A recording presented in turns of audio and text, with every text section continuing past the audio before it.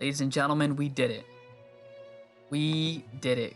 We got all of the ability ratios for all of the units that are currently out, the damaging ones. All the damaging ability ratios for every unit, for the summons, and for the limit bursts.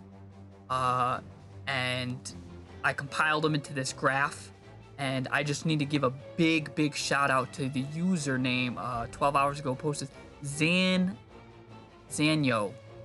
who figured out how to do the data mine.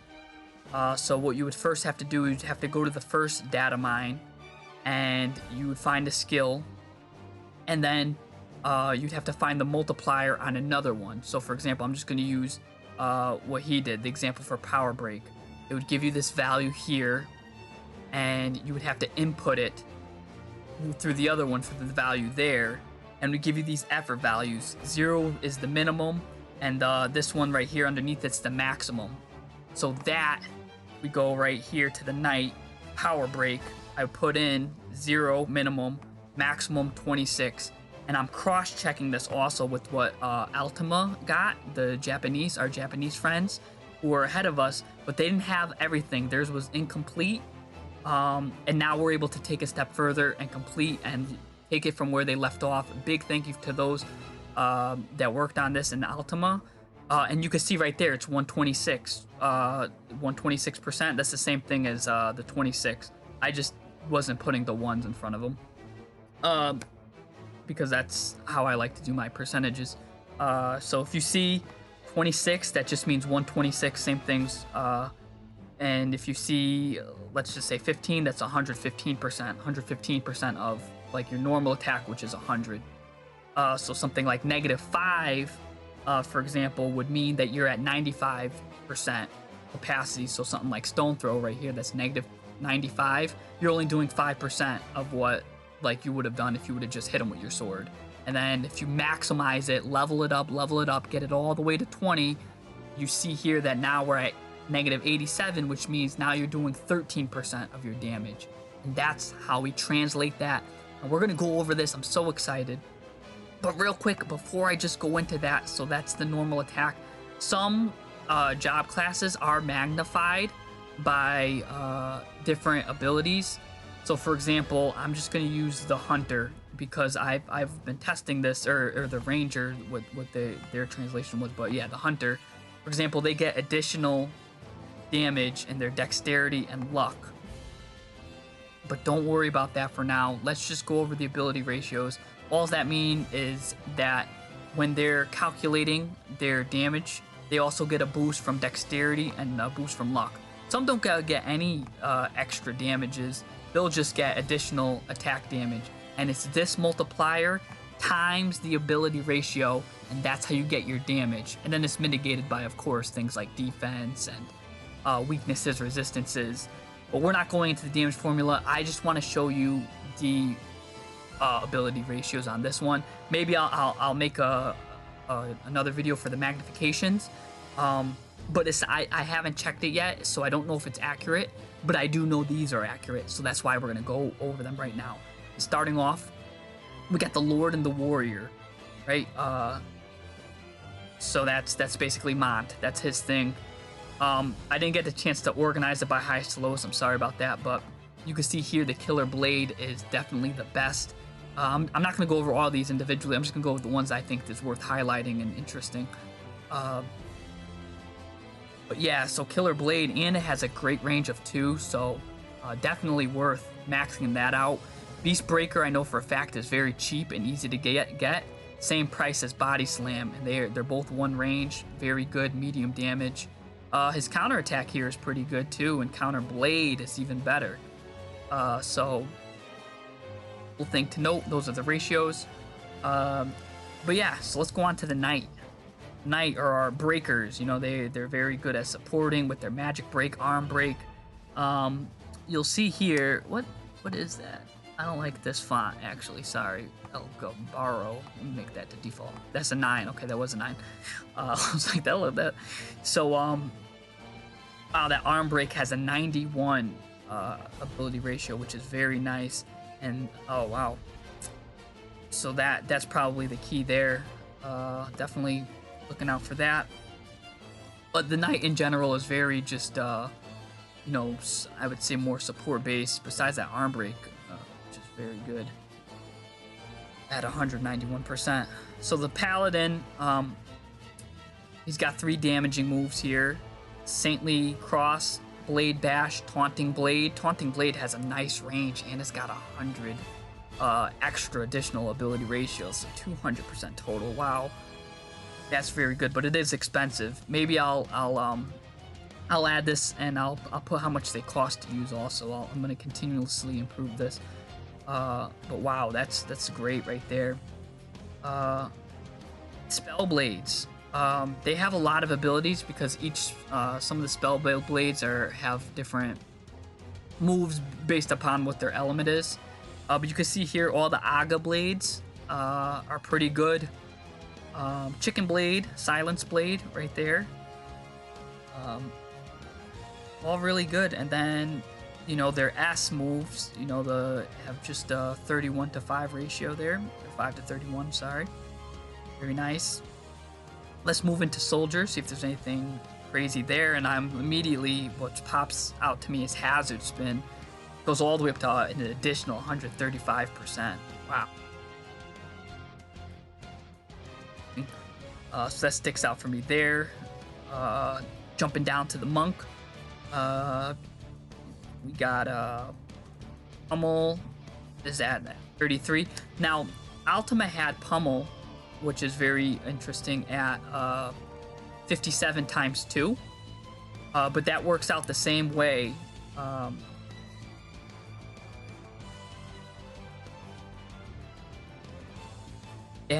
This was Pummel, continuous 57 times 2. That is the same thing as 33 because it's factoring in the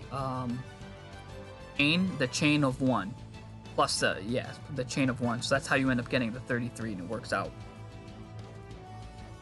That Terra Slash,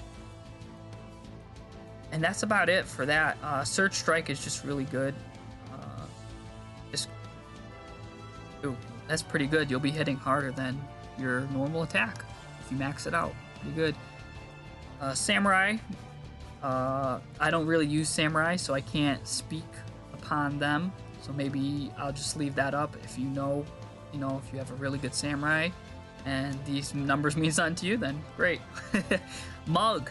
This is pretty cool. This is why our units will use Mug on autocast if we won't use Steel, because these actually have damage ratios, and Mug will actually do more damage than your regular attack. I didn't know that, and I wouldn't have known that if I didn't have these ability ratios.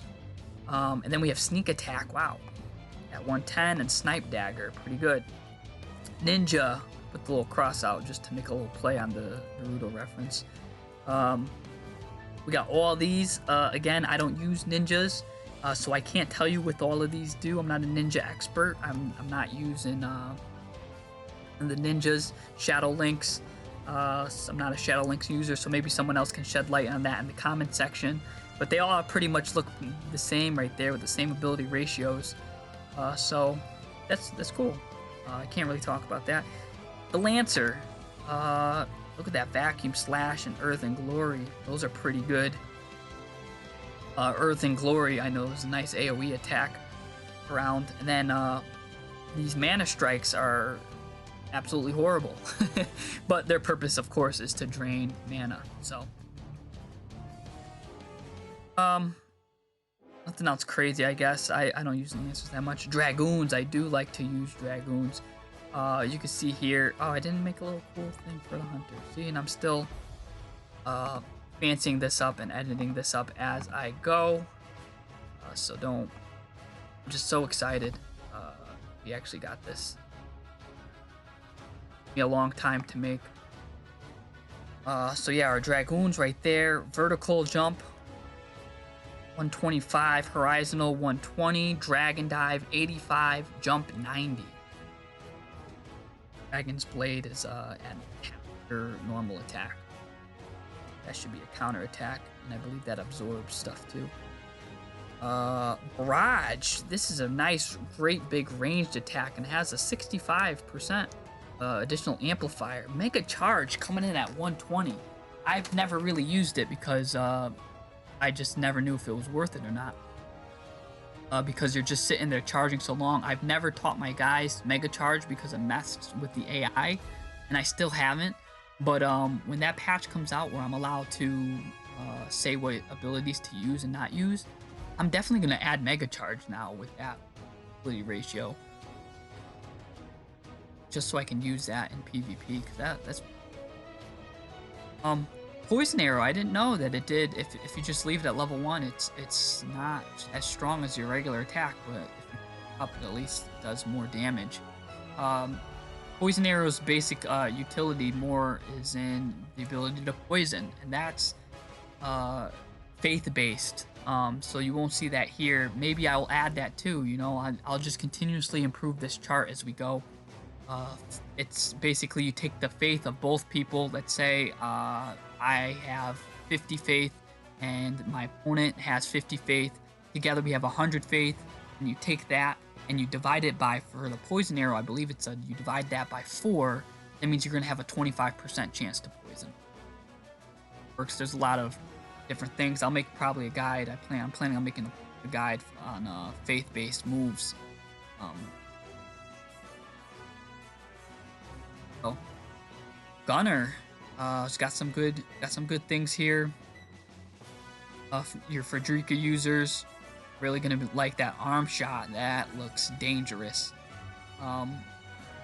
Better than leg shot, I'll tell you that. So that's probably gonna be your go-to. But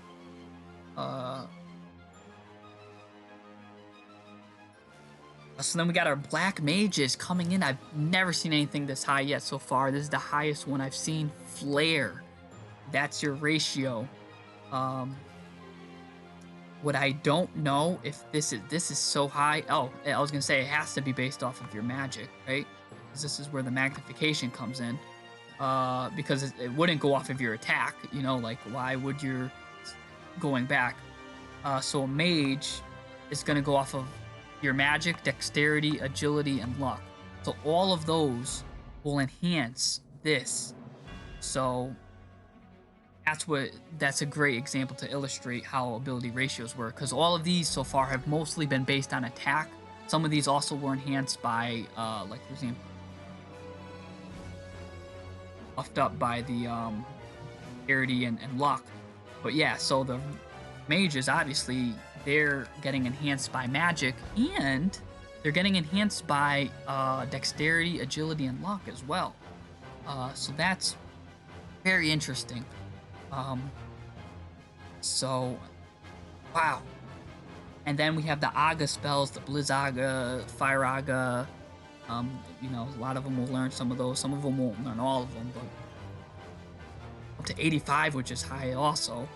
And then your basic ones are 15 to 41, which is still respectable too. So these black mages aren't playing around. What's very interesting to know though is that your Fyra, your auras, have the same ratio as your smaller ones. So I guess the only benefit you're getting is the added range and the additional, the additional area of effect, which is interesting because throughout all the Final Fantasies, an aura would always do more damage than the basic, and of course the Agas did the most. But seeing here that the Fyras and all the aura spells, I'll say, are doing the same as the original, that's something I wouldn't have known had I didn't do this ability ratio chart. That's pretty cool. I'm pumped to see that. And Osmose, learning that Osmose does some damage too. I didn't know that it was even gonna do damage. I didn't even get that far in the tech tree yet. So that's pretty cool. And then seeing magic counter, wow, look at that, 21. Coming in real handy. I might, well, before I lose a train of thought, White Mage only has one damaging spell. I didn't get to go through and do all the healing ones. I just wanted to go through the damaging spells right now, so that's why I only have Holy there. I'm only dealing with the damaging spells. I'll continue to make this better. I'm going to get the buffing, all this. This is still a work in progress, but I wanted to get all the damaging ability ratios now and show this to you guys, because that's what a lot of people wanted to see. And like I said, because this takes a while, and I'm still working with the magnifications and everything. So there's a lot of work in progress.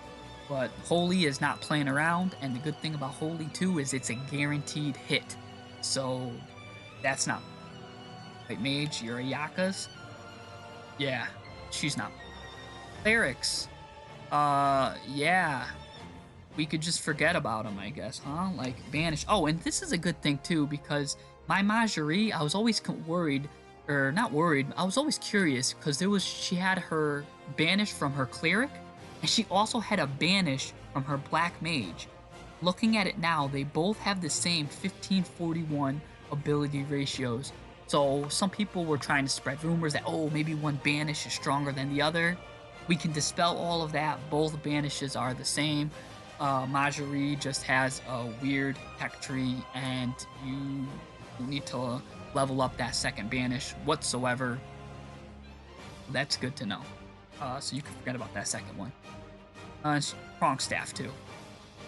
But clerics are pretty much forgettable, and they're specializing really in their light and dark veils anyways, which will come in handy in certain raids where the bosses are doing light and dark damage.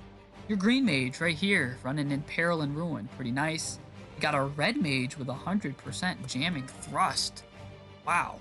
And then the red mages run the aura spells right here, as you can see, the Thundara, Stone Auras, Auroras, Dark Aura.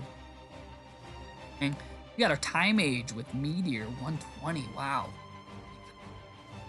Good. Special jobs and heroes. Now, some people have their own unique thing. I was able to get that. Gilgamesh. I have nothing. I don't use him. I don't have him. So maybe these numbers will mean something to you. They mean nothing to me. So hopefully this will help you if you're a Gilgamesh user. Same thing with Fina. I only use her for cheer to raise my team's faith. So I'm gonna move on. I know I spelled her name wrong. I was tired. I butchered it. Yashlutla. I don't even know how to say it. I never played Final Fantasy 14. But I see that Xenoglassy is looking dangerous. I don't use her. And Foul, I know, has a lot of range. Our area looks pretty deadly. Thancred with a 125 blasting zone. Again, I never got him. Never really maxed him out. So maybe this will mean for some premium users or those that were just really grinding that event out, they could really use this info. The Viking for Yerma right here, that full body blow looks deadly at 170. Wow. But yeah, going into the new Final Fantasy Tactics, I don't know anything about him yet, really, because we just got him. But here it is. Here's the info. Ramza's double breaks looking deadly. Shout is at 0, so it's doing 100. Just regular damage as much of his regular attack. Or maybe that's a status move. And I just put it in just in case, because I don't know much about Ramza. So that's why I just put it in. I don't know if that was a damaging move or not. Probably, I believe it just puts up all your stuff. And then, like I said, I gotta get the... I only want to do damaging moves. But yeah, going on to Gaffgarion, I know he's pretty strong. Look at that Abyssal Blade, that's insane. 125%, it's pretty good. Wow. Crushing Blow just does, I know that gives him some range on his attacks and a bit more damage. Nice. So this is just showing how important it is to level up your abilities to 20. Orlandeau. These numbers right here I'll probably never get to see because I have not gotten lucky with them, and I don't think I am, and so I'm not going for him. But some of our lucky guys might be able to use these nice info about Orlandeau. He's our clutch guy, our thunder god. I just really like thunder crush weapon.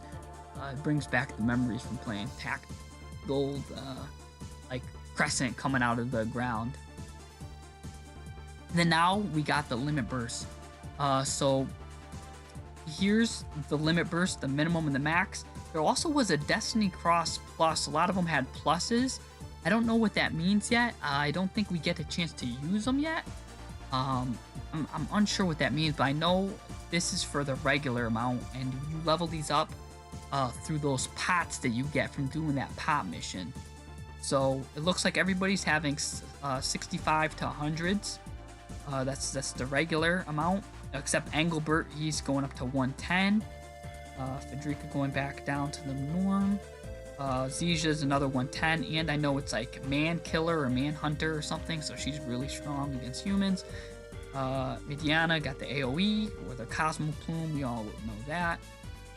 Yaka's healing, doing great, is in line with everyone.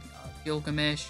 In the data files, they had stuff for Ketone, Whisperer, so there's some future content stuff here. Lucia, and then going back to Yerma here. Ramza going to the 6500. Same thing with Orlandeau is 6500. So those are our limit burst abilities.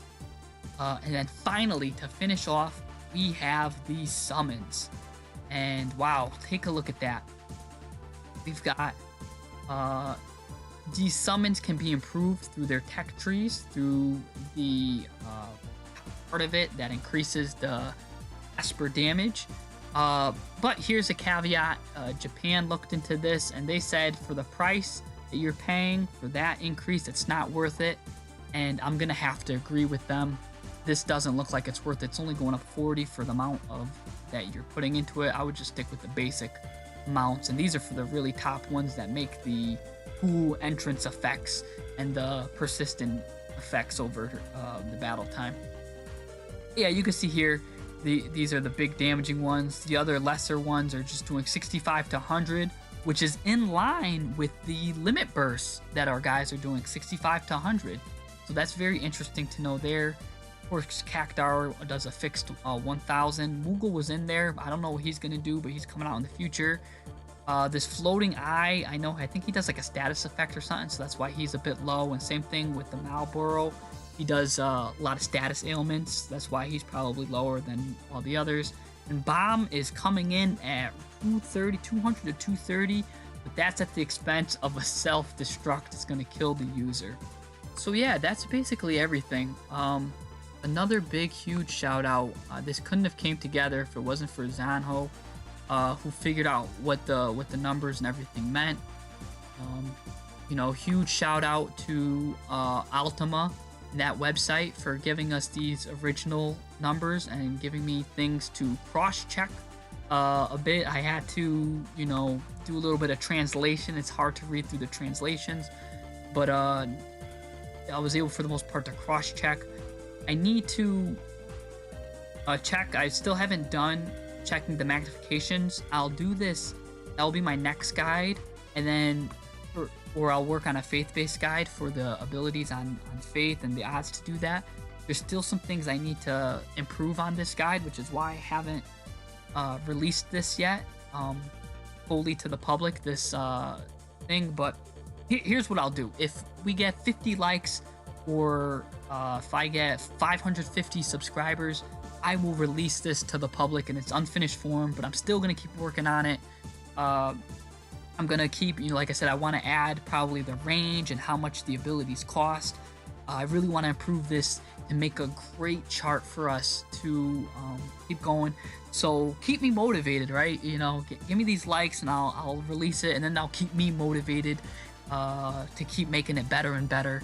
So yeah, let's do that. Let's do that. But I really want to thank the War of the Visions community. You guys have been great. I made a great guide, the AP guide. It's been getting wonderful reviews, and you guys have been so kind. Someone made my day the other day with a really nice comment, saying that they were, that the guide helped them out a lot. So yeah, you guys have been great. So for more War of the Visions content, just hit the bell, and I will see you guys next time.